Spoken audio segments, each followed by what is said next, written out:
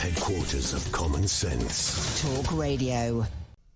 I love the idea that we have different... We had Momentum on the programme the other day because they were very angry about Angela Rayner. And I love living in a world where we have organisations like Momentum.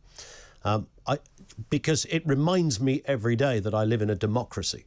I love living in a world where you can have right-wing, left-wing, environmental, specific interest groups, spokespeople, charities. All of those things are a daily reminder that I don't live in North Korea. I guess the downside of all of this is that we have this cacophony of messages and we end up having rows and arguing like there's no tomorrow about everything. And it's polarity and it's awful. My mate Will, who's a tech journalist, some of you will know who I'm talking about, got into a row on Twitter in the last 24 hours with Right Said Fred. And it's been the most entertaining thing that's happened to me for about 3 weeks. It's just beautiful to watch Right Said Fred unravel some of the nonsense that they've been wheeling out and will challenge them on an issue about 5G. And I looked at this and I thought, well, you know, obviously there's this thing called disinformation or misinformation. But there's also just some wacky people, or there's some people who have opinions you disagree with. And which is why I would be hesitant to say about Russia Today, you've got to, you know, close it down because you disagree fundamentally with its core message. Well, you know, it's Russia Today. I don't know how much influence it's really having on many people out there. I don't know what their audience figures look like these days. I don't imagine they're terribly high. But do we just take let them be, let them do whatever they're doing, and people can take from it whatever they fancy. Now, the argument then goes, well, some people are more vulnerable than others, so you've got to be careful that you don't start influencing people. And that's a real question. I wish I had all of the answers to it, but it's kind of there, isn't it? It's all of these things. So whichever voice you take, and all these things unwittingly, until I've just started ranting about it, do kind of correlate here and meet in a fairly harmonised place, I sense. That you have all these different voices, and you have, you know, even the likes of Diane Abbott. You might look at Diane Abbott and Jeremy Corbyn and say, these people are just mad. I mean, the views they have on things are absolutely mad. And somebody mentioned Abbott earlier on, and I was talking about the absence of what people don't talk about. How often do you hear Diane Abbott talking about when a young black boy is stabbed in London? Often in her constituency. I very rarely hear anything about this. I've heard a lot about racism from Diane Abbott. I've never heard her talk about it's not even an elephant in the room. It just happens to be an absolute fact of life that young black boys are dying at the hands of young black boys, and nobody is talking very much about this.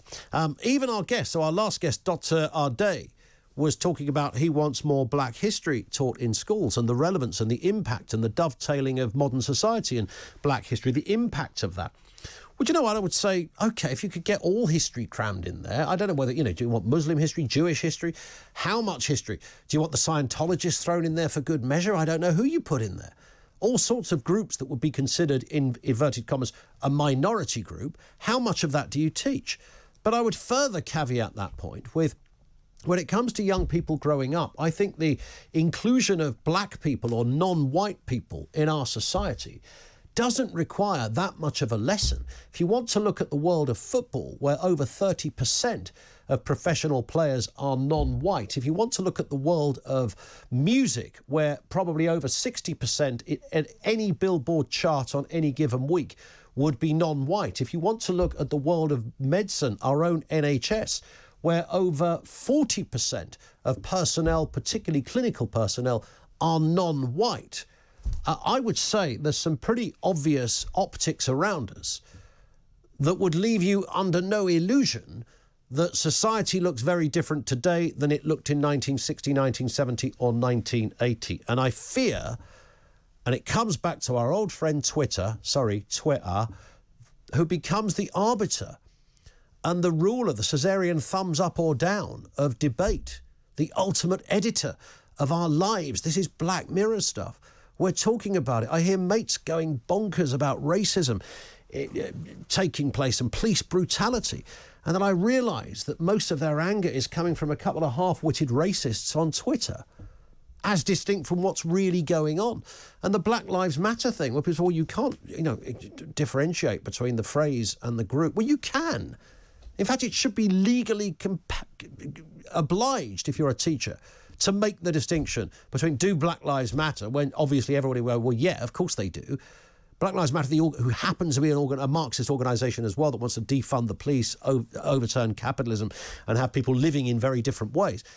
Of course you would. That's an extremist organisation. Of course you would make that distinction. If you didn't make that distinction, you've got no place being in the classroom or working anywhere in government or a position of influence. If you can't make that distinction, you need to see somebody because there's something wrong with you. Let's go back to your...